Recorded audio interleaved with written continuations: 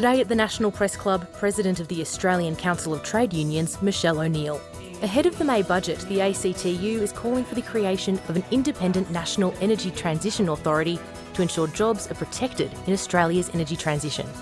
Michele O'Neil with today's National Press Club address.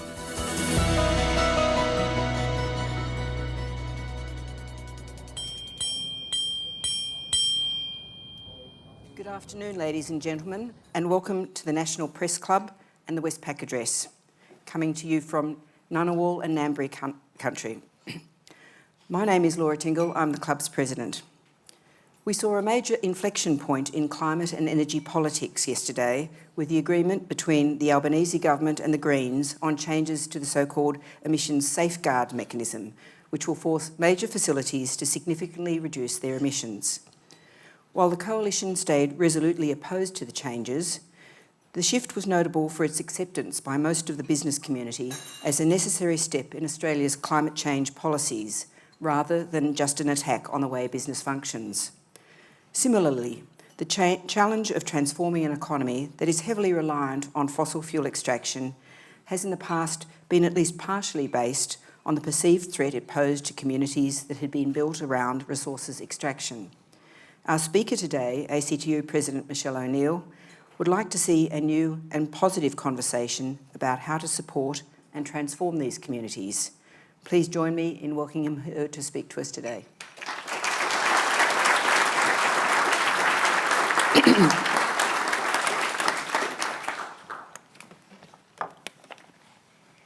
Thanks very much, Laura. Thank you everyone for being here today, and to the National Press Club for your important work and the opportunity to speak with you today. I want to begin by acknowledging the traditional owners of the land we meet on today, the Ngunnawal people, and pay all my respects to the elders past and present. It always was and it always will be Aboriginal land. And I also want to take this opportunity to express the ACTU's support, heeding the call of First Nations people, to recognition and a voice to Parliament enshrined in our Constitution. Having the voices of First Nations peoples listened to and respected is key to improving the lives of Aboriginal and Torres Strait Islander people. The Australian Union movement has proudly committed to supporting the Yes campaign in the referendum. We will put our shoulder to this wheel. I want to welcome all the union members with me here in Canberra in the audience today. I want to particularly thank those of you who work in the coal-fired power industry who've travelled from all over the country to be here. Members of the Mining and Energy Union, the Australian Manufacturing Workers Union, the Australian Services Union, the Electrical Trades Union, and the Australian Workers Union and Professionals Australia. You don't need to have witnessed the fires sweep Mallacoota or the floods drown Lismore and the Kimberleys, or the coral bleach in Cairns, or the fish die in the Darling River to know that climate change poses an existential threat to Australia. You can just head down to your local construction site or primary school or aged care facility on one of those increasingly frequent days when the temperature nudges 40 degrees Celsius, as it did in Sydney, Melbourne and Brisbane in the last few weeks. You'll see it in how the teachers struggle to teach and the students struggle to learn. In how the aged care workers keep our elders inside for fear of heat stroke. In how construction workers battle to get the job done in temperatures approaching the limit of what the human body can endure. I'm speaking to you today because the Australian Union movement knows it's not a choice between jobs and our climate, it's a responsibility to act on both. We're here because our previous federal government weaponised this false choice in order to shirk their responsibility to act on climate change. Refusing to lead, head in the sand, irresponsible, ideological and reckless. Their refusal to act has made the job before us both more challenging and more urgent. We will need serious ambition to get it right. Climate change climate change poses a profound material threat to the Australian way of life, to our ability to work, play and live in the places we call home. If we don't find it within ourselves to take the necessary action in time, the lives of ordinary Australians will grow more gruelling and less safe with every passing year. But within that threat lies opportunity to rival any in our nation's history. Decarbonising our economy could generate hundreds of thousands of good jobs, healthier and more equitable communities, and a renewed national prosperity, all while safeguarding Australians against spiralling climate disasters. To seize this enormous opportunity, we need to build an economy that restores the planet on which it relies. That means turning an extractive economy relying on fossil carbon into a circular economy powered by clean energy, a fundamental transformation that, according to the best science, we have at most 3 decades to execute. All of which raises a fundamental question. In the race to repower our economy in the next 3 decades, what happens to the workers and communities who've been powering it for the last 15 decades? I'm talking about the highly skilled, hard-working women and men who work in high-carbon industries. And I'm extremely honoured to have some of them here in the audience with me today. I'm talking about their families, many of whom have been keeping the lights on in this country for generations. And I'm talking about their communities, from the Hunter Valley to central Queensland to Collie, Western Australia. Communities that have built their entire livelihoods and legacies on industries like coal-fired power generation, which is now rapidly phasing down. What happens to them? I'm talking too about their unions, who have led world-leading struggles to improve workplace health and safety laws that have not just saved mine workers' lives, but today they help keep safe every single worker in this country. Way back in 2015, the International Labour Organisation adopted a set of landmark guidelines aimed at ensuring a just transition towards environmentally sustainable economies and societies. The phrase just transition has since been widely popularised and in Australia weaponised and politicised. But the original concept was simple. Both the risks and benefits of the transition to a net zero economy should be distributed equally across society. Everyone should have a fair go. Here in Australia, we've legislated the goal of achieving net zero emissions by the year 2050. This is an essential goal, a goal we waited way too long to set, a goal that has the support of a clear majority of Australians and, crucially, was set through the complex process of collective decision-making enshrined in our democracy. It's a project we're embarking on as a nation, and we have a choice to make about how we do it. Do we pursue our goal together, making sure every worker and community has a place to thrive in the future that we're building? Or do we allow traditional energy communities to carry all the risk, letting the transition hollow them out and cast them aside, so that blue-collar workers, their families and communities are left holding the bag? The stakes of that question are way too high to leave to the whims of the private market. The transition will not be fair by accident. Without active government planning and coordination, it'll be deeply unfair and deeply damaging to the very communities who've helped forge Australia's prosperity. Government helped build these high-carbon energy assets and industries, and now it's the government's own vital climate goals which are rendering them uneconomic. The challenge of just transition is a challenge of government. It requires a strong nationwide response led by the federal government. And it's difficult to overstate the scale of the transformation we're talking about here. The first industrial revolution took about 1.5 centuries, give or take, to replace whale oil lamps with transmitted electricity as the primary means of illuminating our homes. The renewable revolution, by contrast, has only 3 decades to accomplish a similarly foundational transformation. This is a specific and time-critical challenge to which Australia is particularly vulnerable. Our current economic dependence on fossil fuels is almost unique in the developed world. Our economic complexity, on the other hand, ranks incredibly low, coming in at 91st in the world, tied with Namibia and just below Laos. Without a strong policy in place to keep energy workers and communities whole while diversifying their sources of prosperity, the bottom is going to drop out of large swathes of the Australian economy, and that'll have real human consequences. Workers understand this, their families and communities understand this, business understands this, investors understand this. In the years between 2013 and 2020, we saw 11 coal-fired power stations close with an average notice period of 4 months. At least 7 more are now due for closure between now and 2030.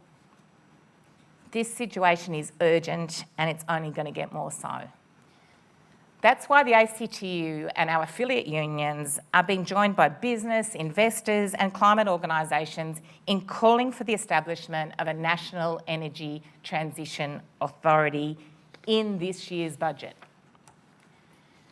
At the Climate Summit in Egypt in last November, Australia signed the United Nations Just Transition Declaration, a commitment to ensuring workers and communities are supported through the transition to clean energy. This was a welcome change from the position of the last government. We have seen the Albanese government take other significant steps to address climate change in the 10 months since their election. And we welcome yesterday's safeguard mechanism announcement of an agreement between the government and the Greens. This legislation is too important to not urgently pass. But we still have no federal just transition policy. We still have a patchwork of uncoordinated programs and funding streams whose remit only incidentally overlap with the goals of the Just Transition Declaration. This means confusion for workers and lack of real planning for change. Their workplace closes down and they're left stranded without the support they need to find a new secure job. Or they see a looming date for closure and have no certainty about whether there'll be a job or a future for them in their communities. At present, workers don't even know where to go to get trained for the jobs in renewable energy they keep hearing about. And without a well-funded long-term plan for economic diversification, the regions struggle to bring in these new industries anyhow. This means potential investors and companies have no certainty regarding how they should or even could play their part in a genuinely just transition.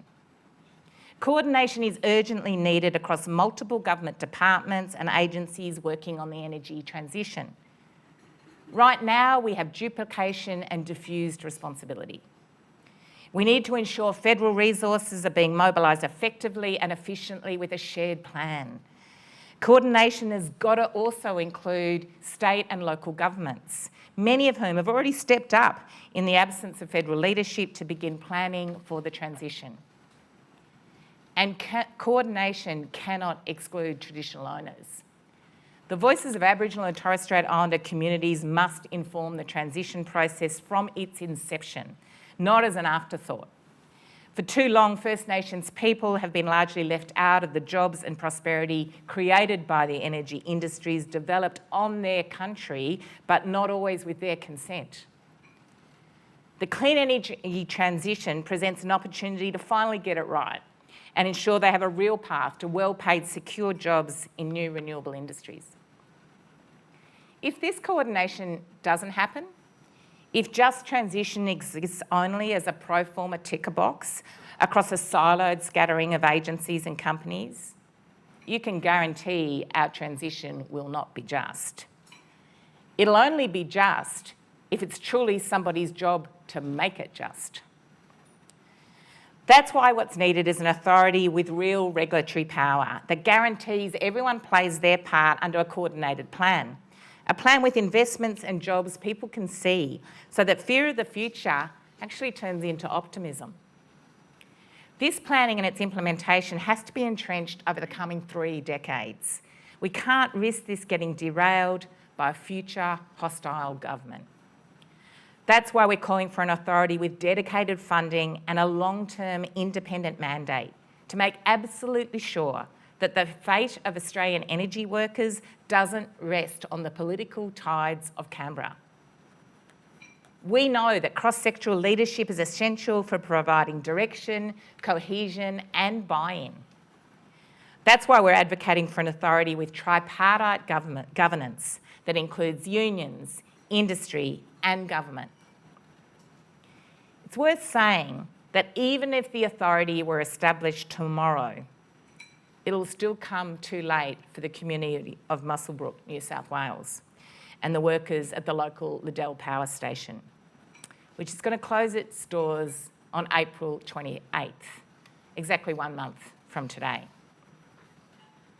But if the government heeds the urgency and establishes an independent statutory energy transition authority in this year's budget, then it won't be too late for the workers at the Eraring Power Station that'll close in 2025, or the Collie Power Station, which will close in 2027, or the Yallourn and Callide B Power Stations, which will close the following year, provided, of course, that those closure dates aren't moved up even further. And it's not just the workers at the power stations we're talking about. It's all the workers who build and sustain these communities. The nurses, the teachers, the public servants, those who work in small business, many of them partners of the workers who work in the power stations. Their jobs and futures are on the line here too. They want to see a strong future for their communities, the communities they carry on their shoulders. So practically this means ample notice of closures with time to plan. Planned and organised pooled redundancy and redeployment schemes where workers are able to transfer to similar facilities and workers are offered voluntary retirements to create space for the workers that want to be redeployed. Support to assist workers to enrol in well-funded training courses that will build their expertise in energy and prepare them for quality jobs in jobs like offshore wind or lithium processing or other renewable industries that work for their regions. And jobs in new and diverse local industry are driven by private investment and government incentives made possible through the existence of credible long-term plan developed locally by workers, industry, government and the community, and the financial and technical support of the National Energy Transition Authority. So how will the Energy Transition Authority do this for workers and communities? Well, first, it needs to support the workers at fossil fuel facilities that will phase down in the transition to the net carbon future. That means individualised labour adjustment packages to guarantee that workers affected by the transition have access to quality, secure and safe jobs. They should include industry-wide pooled redundancy and redeployment schemes, education and training opportunities, income replacement and relocation packages where necessary, and early retirement packages where voluntary and appropriate. The federal government has concluded rightly that it can't just rely on high carbon industries to reduce their emissions at the pace required by climate change. That's why we need legislation. Likewise, we can't rely on these industries to simply do the right thing by the workers when a facility is closing down. The authority has to make sure employers are doing their fair share, not just turning their backs after doling out the bare minimum of redundancy payments. Back in 2017, workers in the community at the Latrobe Valley had less than 6 months' notice that the Hazelwood power plant was shutting down. Richard Clark was one of those workers, and he's here with us today. A proud delegate of the Mining and Energy Union, when he first started working at Hazelwood at the age of 24, the company told anyone who would listen that they'd be open to 2025 and beyond. So when the snap closure was announced, there was very little support in place. There was only a modest retraining budget and workers were essentially told to find a new career, and fast. Of the 150 operators Richard worked with at Hazelwood, he was one of only 18 who made it across to the positions at the nearby Loy Yang power plant. Without a clear economic future, people stopped investing in this community, businesses closed up shop, and families with roots in this community were suddenly forced to leave town. When Richard started his new job at Loy Yang, the public closure date was 2048. It's since been moved forward to 2035. When Richard goes through his second power plant closure, he'll be a highly skilled 45-year-old at the prime of his working life. An Energy Transition Authority will give him access to redeployment and retraining opportunities, income support if needed, and guarantee a bridge to another secure job. It'll make sure that he and his fellow workers at Loy Yang enjoy the peace of mind that their comrades at Hazelwood never could.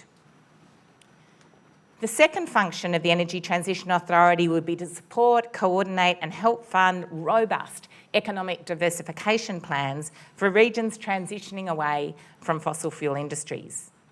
That includes leveraging federal and state incentives and investments to drive new renewable infrastructure into those regions. Whether a factory manufacturing batteries, an electrolyser producing green hydrogen, a processing plant refining cobalt for export. In the absence of federal leadership, local and state governments, unions and communities have stepped up to start doing the hard work of transition planning. The point is not for the National Transition Authority to supplant this work, but to support it by providing dedicated funding to turn plans into reality, by coordinating existing federal incentives and programs to back them in, by conducting analysis of feasibility and comparative advantage only possible at a national level, and by compelling participation from all the key players, including industry. Transition planning will not work if local people aren't the ones driving it. People on the ground are best positioned to envision their own region's future, and in many cases have already mapped it out in a whole lot of detail.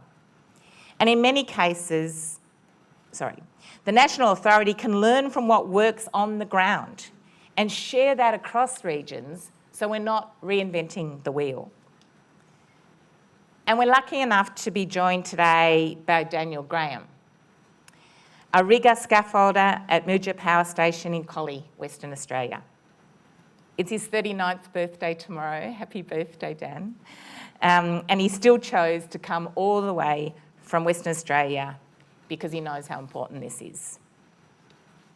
Dan is Collie born and bred, president of the local footy club, and he comes from a long line of coal workers. His father helped construct the power station that he now works in. His grandfather was a proud coal miner. If you drive through Collie, you'll see the mural of his grandfather painted in the centre of town, standing with the old horse and cart that they used to carry coal up from the mines.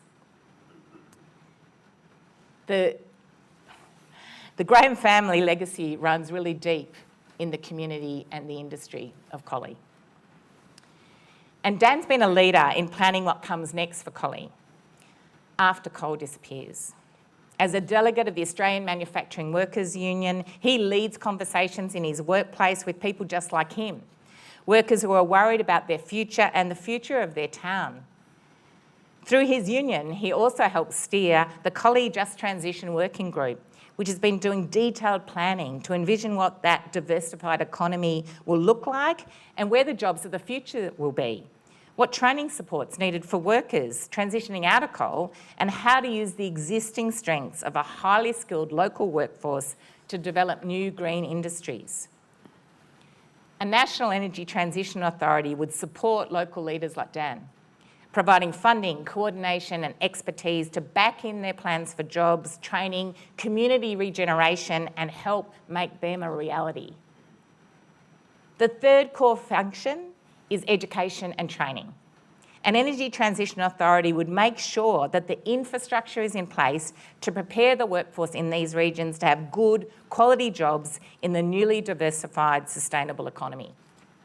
That means both education, like fully resourced, fit-for-purpose TAFE, and university courses, and infrastructure, like workforce training centres or strategic expansions of regional universities.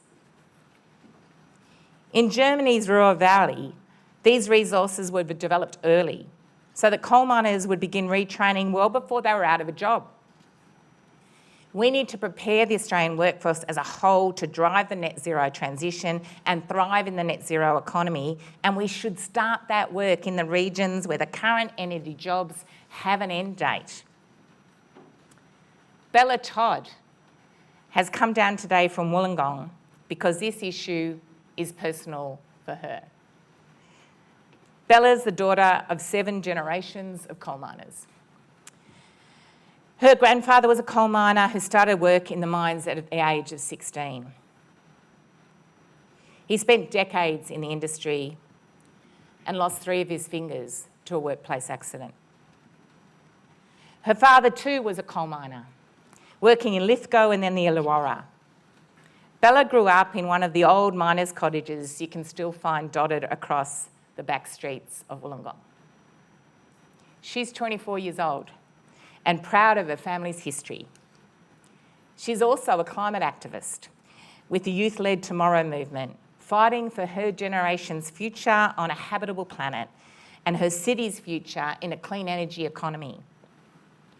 Bella understands that Wollongong could become a renewable powerhouse with offshore wind farms, powering green steel plants, producing the raw material for everything from electric vehicles to turbine blades. But she also knows that that vision won't come to pass unless the young people of Wollongong have a genuine path into good, secure, unionised jobs in those industries.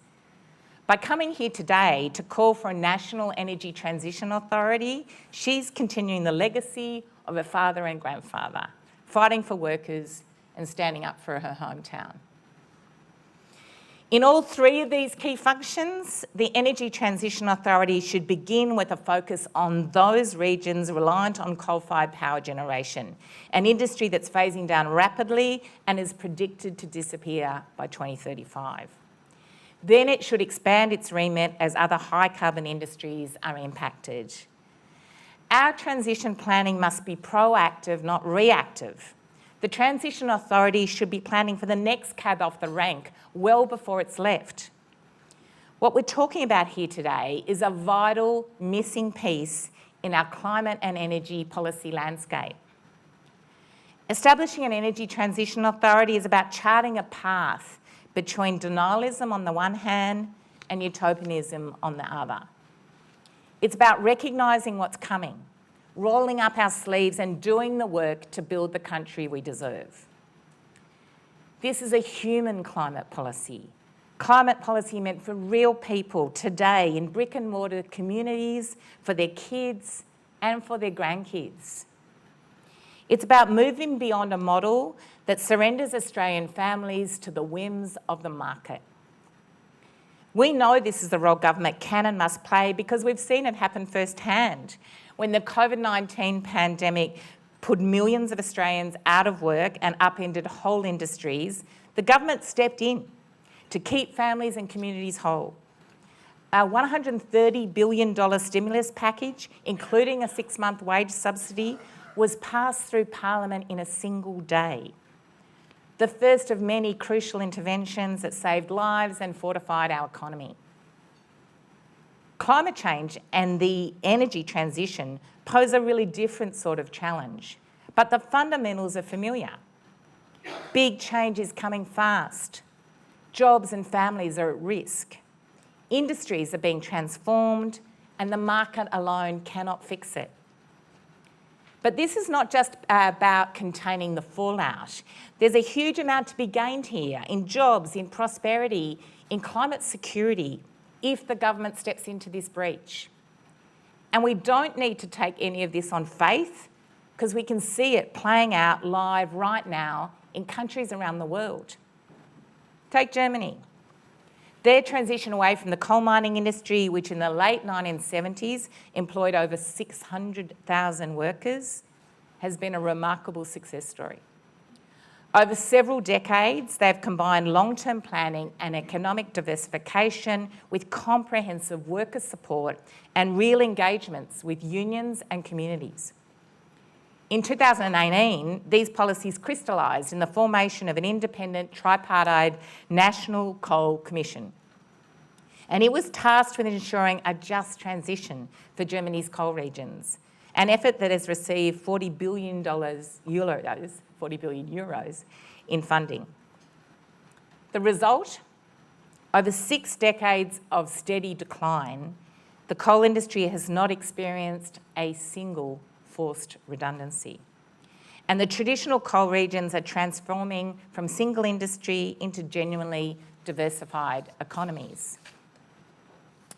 Or look at Spain. In 2019, the Spanish government launched a just transition strategy to maximise the benefits and minimise the risks of the energy transition in the country's coal regions. The strategy guarantees rapid response economic support for workers and communities experiencing imminent closure of mines and power stations. It also allocates funding for a newly established independent Just Transition Institute that's tasked with the long-haul work of ensuring a just transition. So far, the Institute is supporting place-based, locally driven transition plans in 15 separate regions, each developed with unions, industry, community and government at the table. Each of these agreements is receiving generous funding from the Spanish government to support workers, bring in new industries, improve local infrastructure and retrain hundreds of coal workers in clean energy industries. This has already created 2,100 new jobs and catalysed further private and EU investment expected to create another 11,000 jobs and nearly 2,000 new small and medium-sized businesses.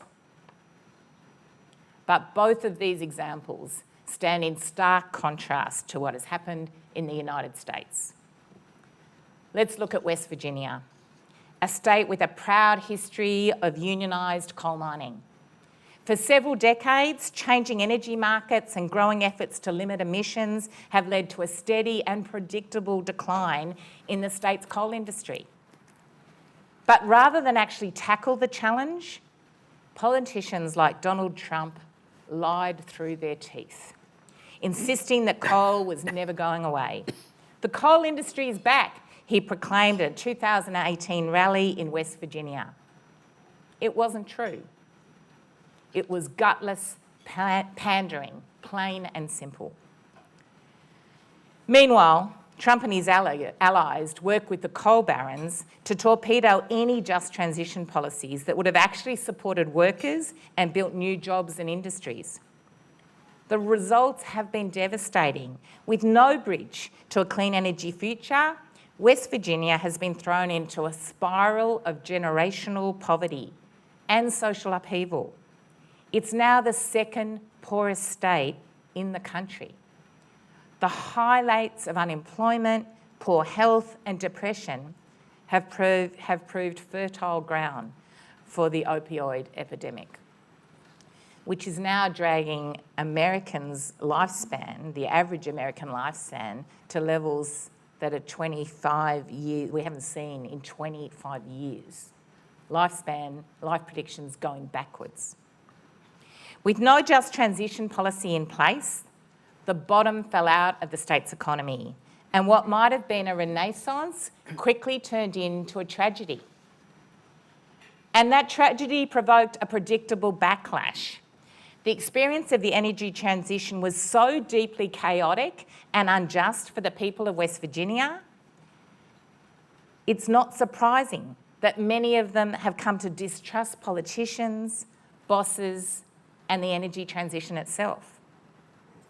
The right-wing opportunists whose lies caused that suffering have now eagerly inflamed it into yet another front in their climate wars. There's been a lot of talk here in Canberra about America's breakthrough $379 billion climate Climate Bill, which is actually called the Inflation Reduction Act. There's been far less attention paid to the fact that it came within a hair's breadth of not passing. The key holdout vote was the senator from West Virginia, who held up the bill for nearly a full year and declared it dead 3 times over out of fear of his coal baron donors and the backlash politics that they'd unleashed. It took the intervention of the United Mine Workers Union to help finally get him on board, passing the legislation with no votes to spare in the final week of the legislative session. The lesson for Australia is clear. Major structural adjustment just works better when it's planned and coordinated by government and informed by the voice of workers and their communities.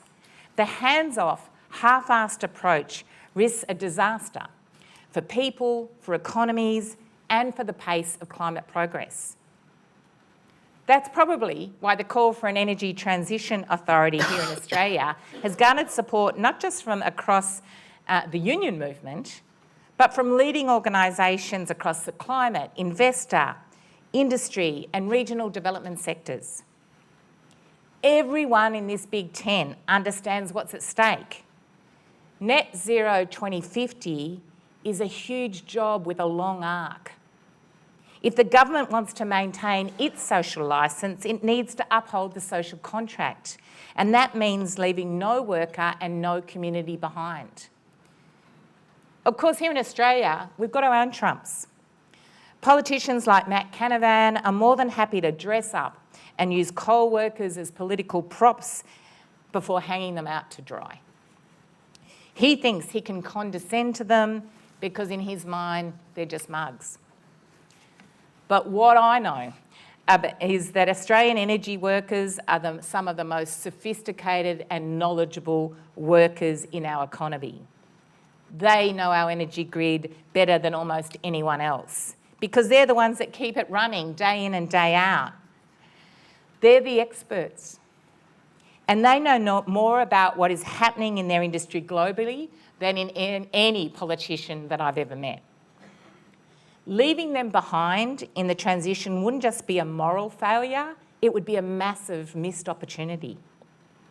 We need their expertise and more because we have so much more work to do. Not only to transition to net zero, but to realise Australia's potential as a renewable energy superpower.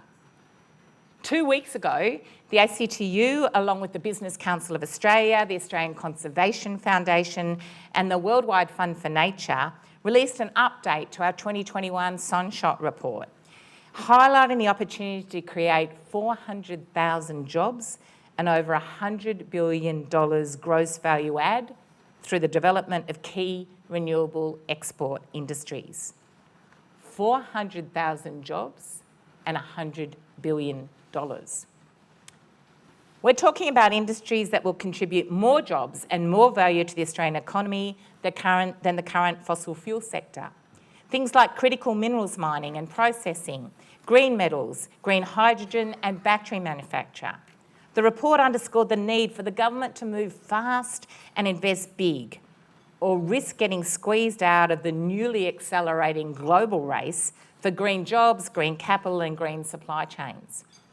If Australia rises to that challenge, we're going to generate a huge number of new jobs. The question is, what kind of jobs are they going to be? Will they be stable, well-paid, secure jobs?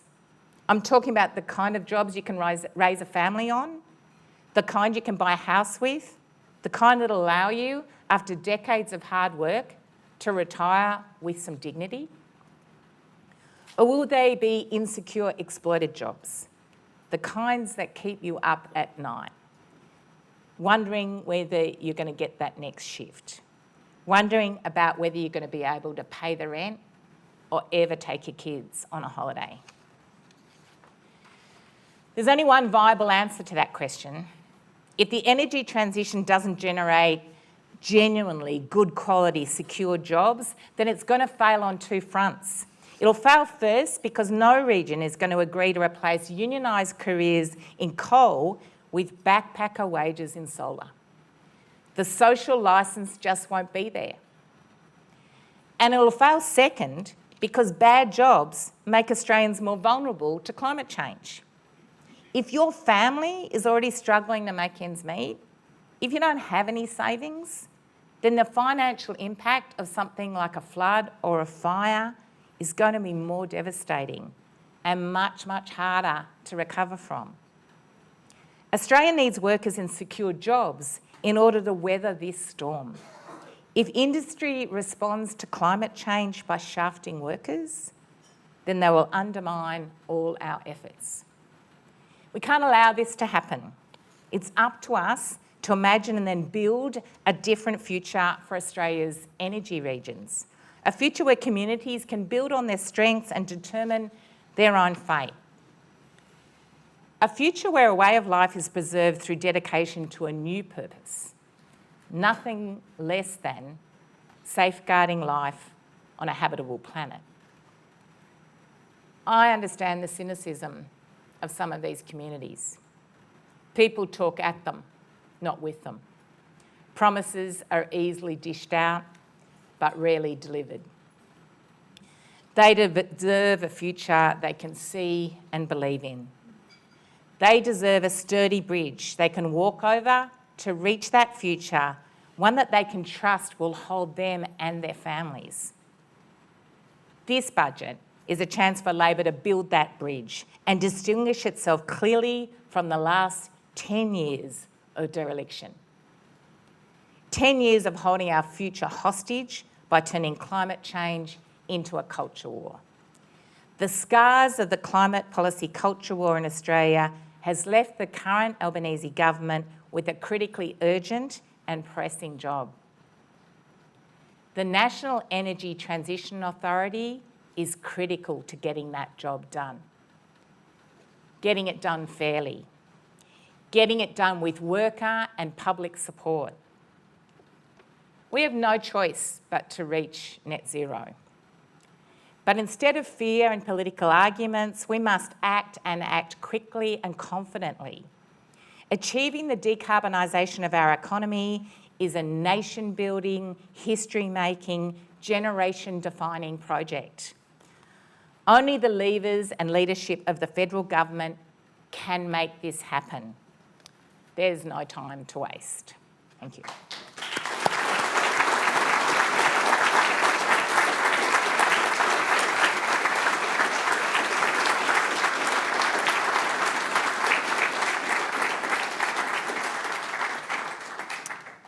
Thank you for your speech. I'm going to indulge myself with two questions. The first one is, some of us would remember the closures of facilities in the Latrobe Valley in the 1980s and 1990s. And there were attempts made then, and there were some tripartite groups set up at that point to try to do exactly the sorts of things that you're talking about here. Has the ACTU been able to go back and look at how that worked or didn't work, and has that sort of informed what you're proposing here? And also, at the risk of saying we need more details, how do you see the structure of this working? Obviously, as you say, it's got to be led by local communities, but there'd also be a huge role, I presume, for state governments. What do you see who do you see as being the stakeholders in this body? Thanks, Laura. Well, some of those workers from the Latrobe Valley are here with us today, and yes, we have informed the design of this, and much of that work has been led, in fact, by the union, the Mining and Energy Union, in looking about what worked and what didn't work, and learning from that, because that's one of the advantages, in fact, of having a national transition authority, is you don't just keep making the same mistakes. You can learn and understand what worked and get it better the next time and the next time. And despite enormous efforts, to be frank with you, there was not enough guaranteed or required buy-in from many of the companies that have made a lot of money over many, many years out of those communities. And so there was lip service paid to things like redeployment, but there weren't guarantees and they didn't come through. So we need more than a sort of nice chat. We need this to be backed up with planning and regulation. And that's one of the reasons we need a transition authority, because everyone's got to play their part in this. You can't just sort of talk about a utopia. It won't be delivered if there's not requirements for change, and different players have different requirements in that. So yes, the answer is we've learned a lot from what's happened over those closures and what's happened in particular to those workers and communities, and we don't want to keep seeing those mistakes made again and again.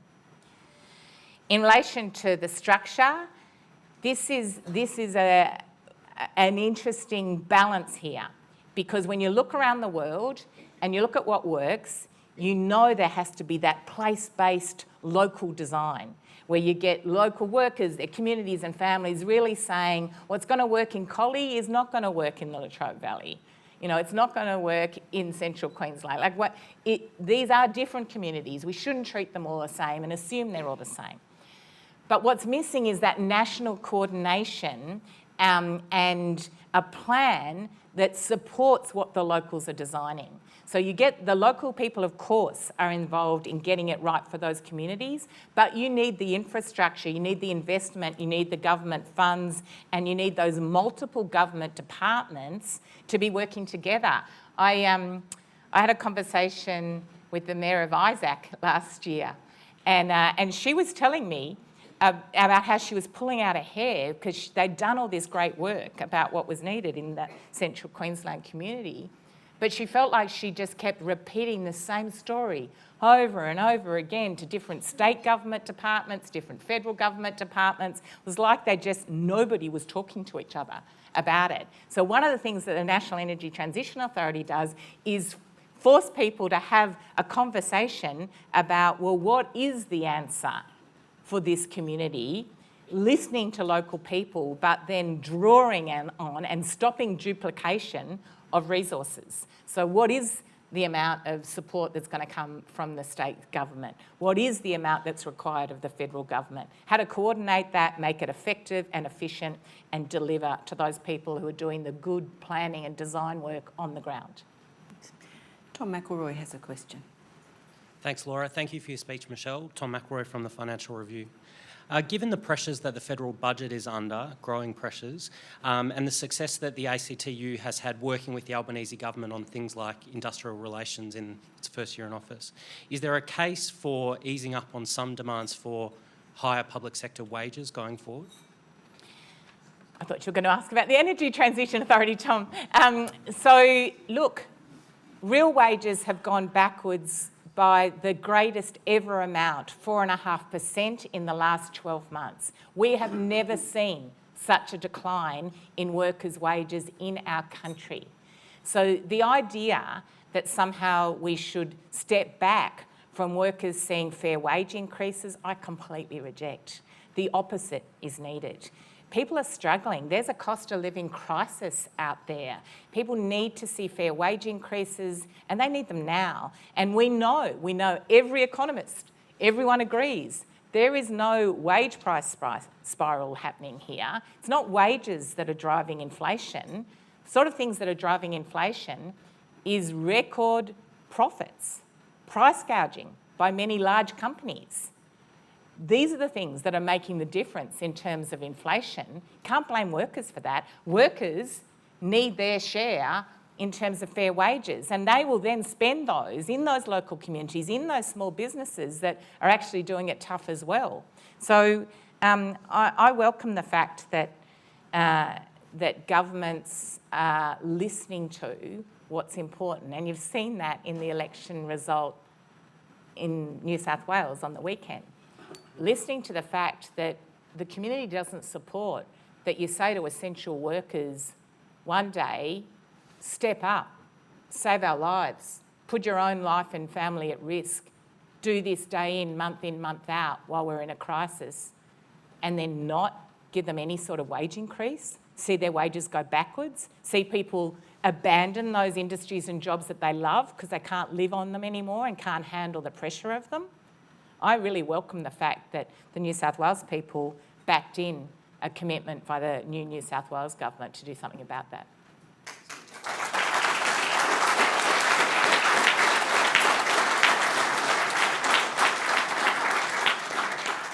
Angus Thompson.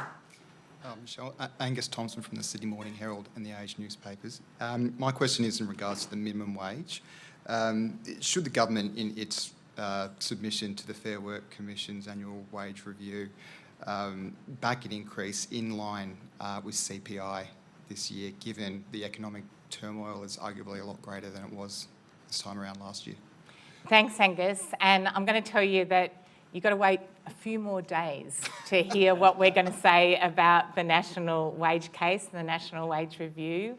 Our submission's due in at the end of this week, and we've been doing the hard work about getting that right. And you'll hear what it is that the union movement thinks is a fair wage increase for our Australian workers who are on the lowest wages in the country in just a few days' time. And we're always going to ask a federal government to back that in.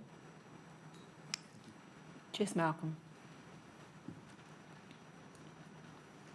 Thanks, Michelle, for your address.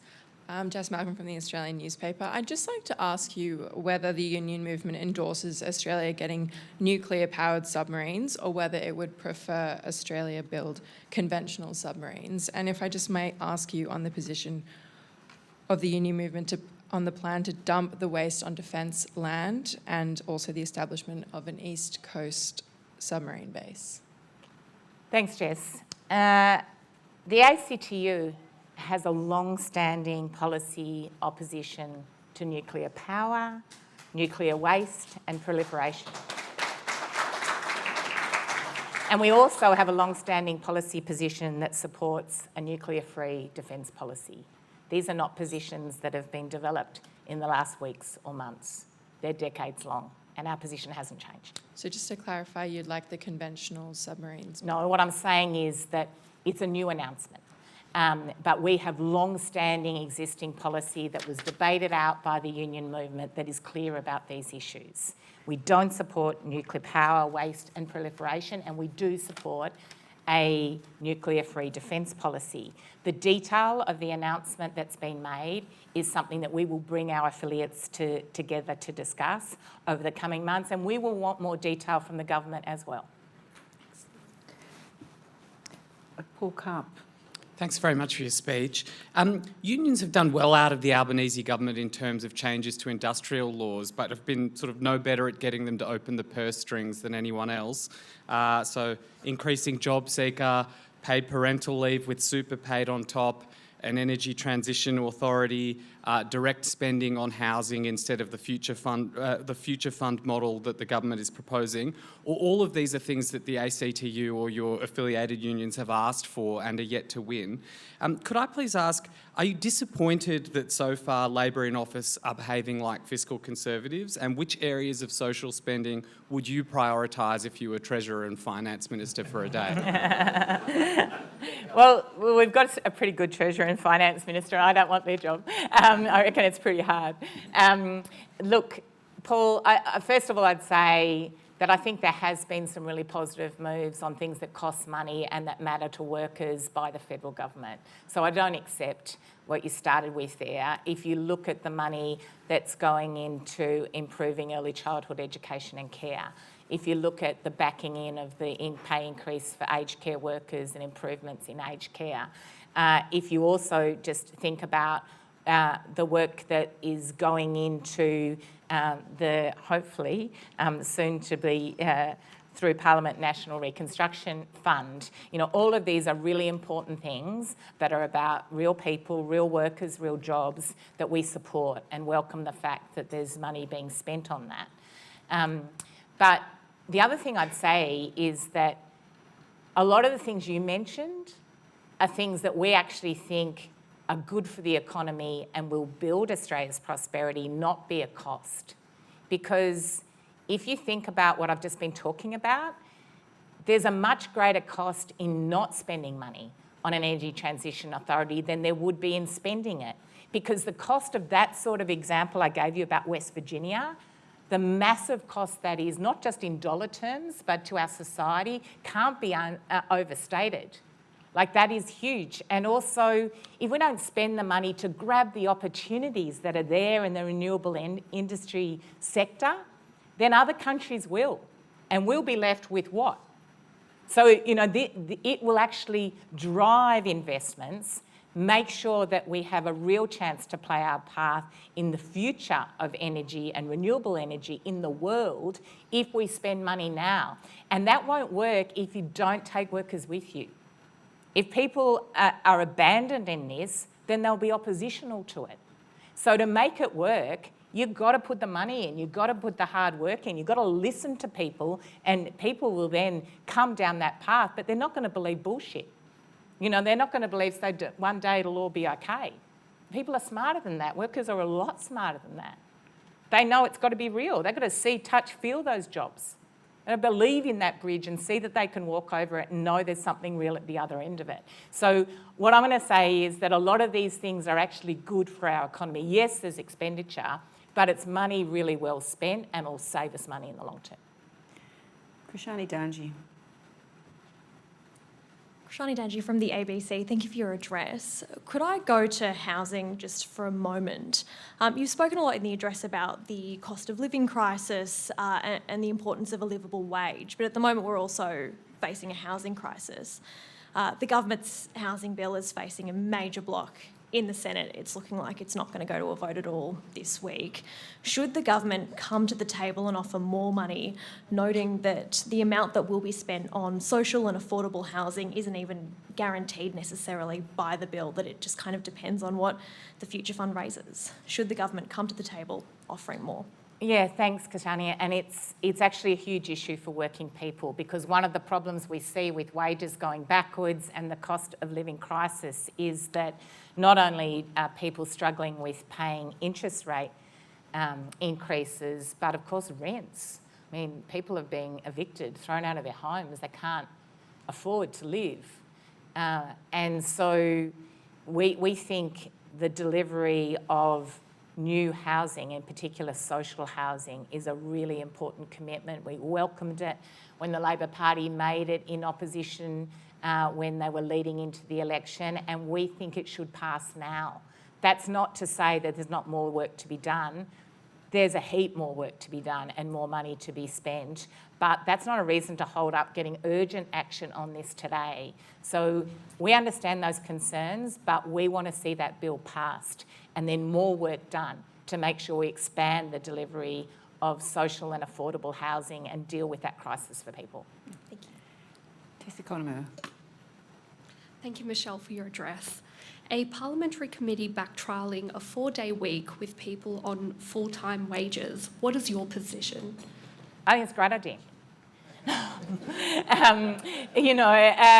We seeing what worked. One of the things we learnt out of COVID was something that we already knew. But if you think of the history of unions and what we've struggled for over many, many decades, it's always been about that balance, about work is really important for your life, for your dignity, for who you are. But so's your family. So's time to have a life outside of work.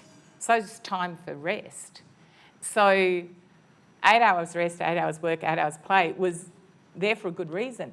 But so much of what's happened is we've moved away from that, and we see extraordinary high levels of people working long hours that they're not always paid for, pressure on families, stress levels. A recent study showed that 50% of workers were talking about being highly stressed because of the pace and requirements of work. That means there's something not working here. And we should, in a country like this one, we should be able to have another look at this and say, well, how do we get it right? And if you look around the world when there's been trials, you've seen that some of the trials that have worked in relation to 4-day week have improved productivity, improved workers' wellbeing, improved people staying in their jobs, because it's a healthier and better balance. So I'm not saying we know how to do it or that it's an automatic, this should all happen overnight. But I really welcome the idea that there's more trials, that we're looking at this, we're studying it, we're trying to see what would work and what didn't work. Because for working people, work's important, but so's the rest of your life.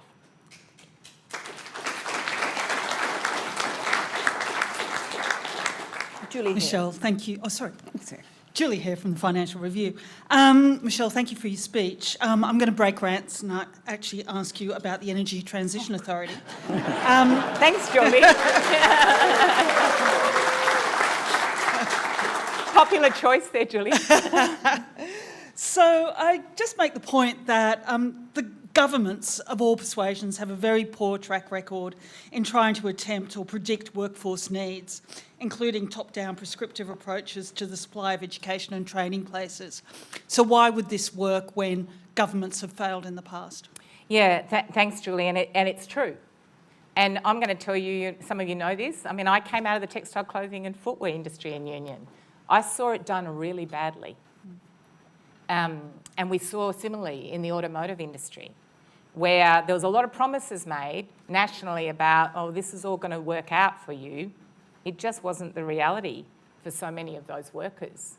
So we can't keep making the same mistake about this, which is why in the design of it, we've said there needs to be tripartite governance, which has unions, industry and government, but also that it's not saying that that body designs what's necessary on the ground in those communities. So it's supporting and facilitating the work that's done in the local communities to get that design right, to say, well, maybe we don't need so many barista courses here.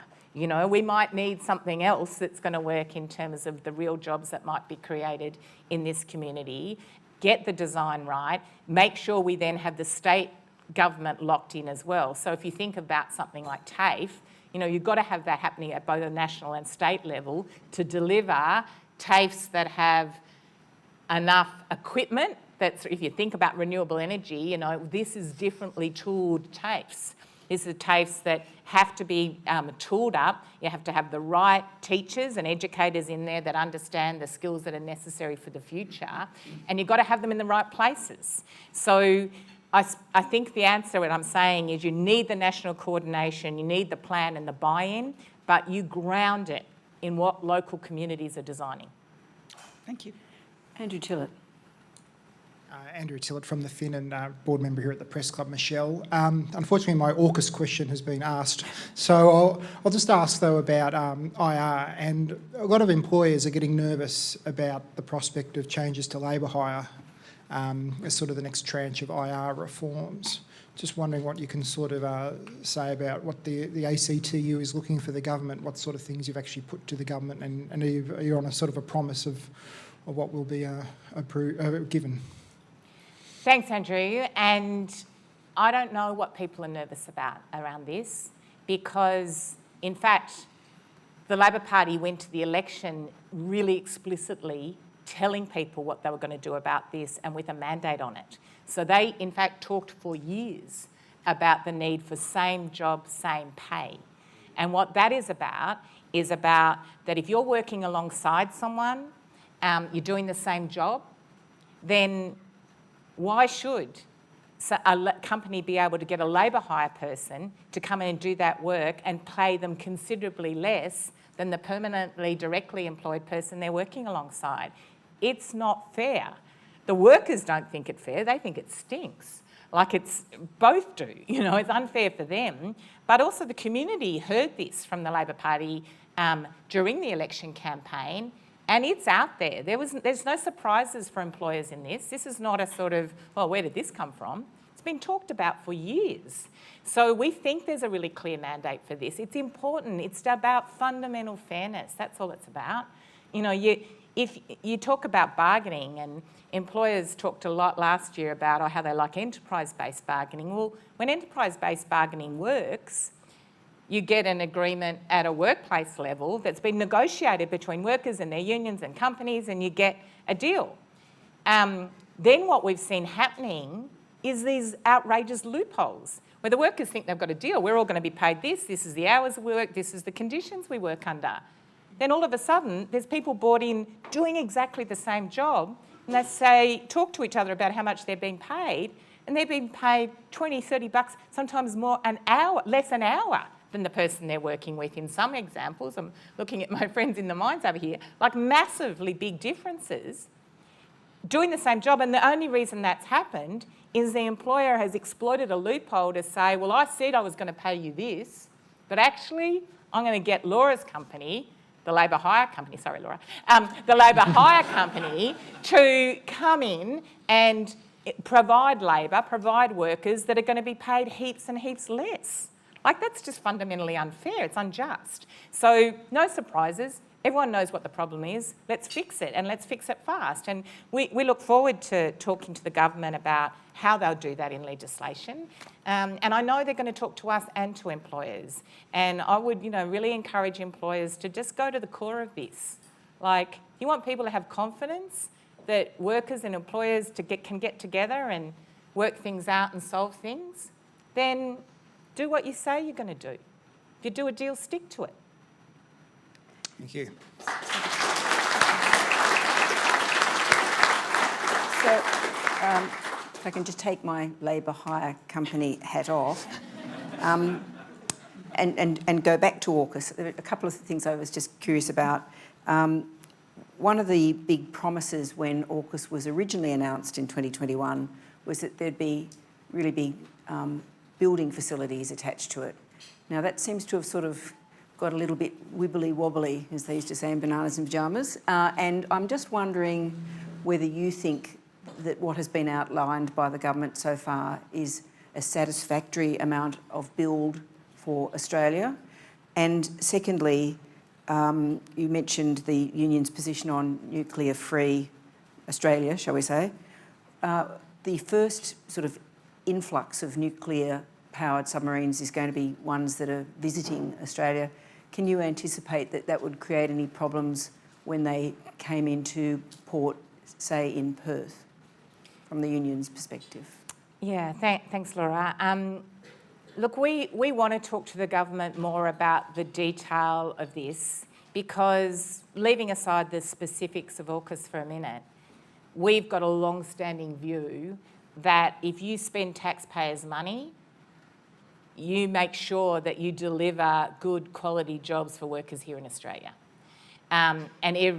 That's essential. Like, that's about government procurement. If you do government procurement, if you spend big government dollars, then let's see those jobs. Let's see those jobs for people here in the communities that need them and make sure they're good, secure jobs. So we want to have more detailed discussion with the government about exactly that point, because there's plenty of communities that are waiting for those jobs, and a real concern about what happens to the jobs today as that change happens. So we're not there yet, but we'll be having those discussions. In relation to the issue of ports, look, this is something that, again, we've got our history on this, but we also need to get together and talk about what does this mean for now. And to be frank with you, we haven't done that yet.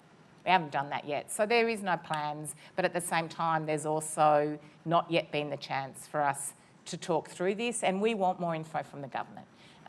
We just think we need to understand more what they're planning. It's fair enough that there's communities that are worried about it. I completely understand that. And there's not enough detail yet. There's not an understanding of what it practically means and where. And there's safety issues for us. This is, that we have a strong, never-ending commitment to safety for workers and the communities that they live in. And these are things that we're going to have to work through, because it's not at all clear what the answers to those are yet. We've probably got time for one very final quick question from Angus Thompson. Hi, me again. Thank you. Given the result of the New South Wales election, the whole mainland is now governed by Labor. What opportunities does this present the union movement, and what would you prioritise under this? Everywhere. Angus, I'm going to say this. You know what? We keep fighting for workers' rights, whoever's in power. whether it's, whatever state government, whatever federal government, we're pretty consistent. Where they're advocating for what's good for workers, trying to get them a fair deal, trying to make sure they're safe at work, trying to make sure that they have a life that has got some dignity and time with their family in it. All of that is what we do. That's our core, that's our DNA. And the difference that happens when there's a change of government is, and the first difference is that hopefully Labor governments listen more to us. Doesn't mean they agree with us, but you saw under the previous federal government, until they were in the middle of a pandemic, they didn't even talk to us. Like, they were in power for 8 years and didn't even bother to pick up the phone. Like, suddenly, oh, there's unions out there. That's ridiculous. That's ridiculous that you exclude out of the conversation working people and their representatives on big, important issues for a state or a nation. So we don't change.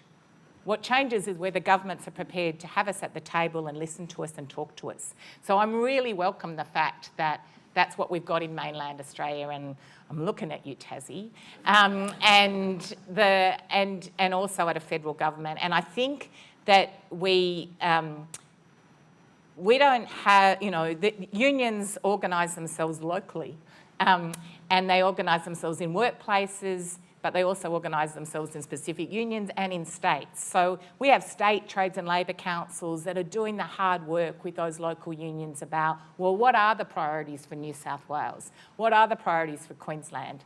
And they're the best people to work with those state governments. If the ACTU came in over the top and said, let me tell you what's good for Queensland, you can see where that's going. So they are really good at working out what's right for their state and working with those state governments in terms of trying to work those through so they deliver fairness for working people. But what I will say is common across the nation is the wages crisis. So that's why this issue of the wages cap being lifted in New South Wales is so critical, because we know there's a link between public sector and private sector here. And so having a better wages policy at a state and a national level is good for everybody. And workers are hurting in every town, every city, every state and territory. There's no one that wages are going up. Everyone is seeing their real wages going backwards. Real wages backwards 4.5%, the biggest ever last year, in the last 12 months. So I don't think it's hard to say that wages is a really critical issue.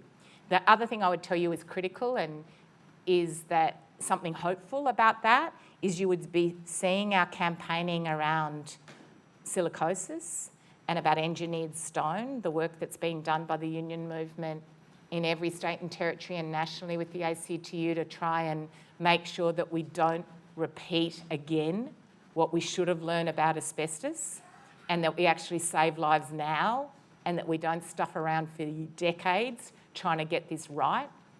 So again, we welcome that there's Labor states in the mainland and federally so that we can quickly move on having nationally consistent safety requirements that mean not one more worker has to die.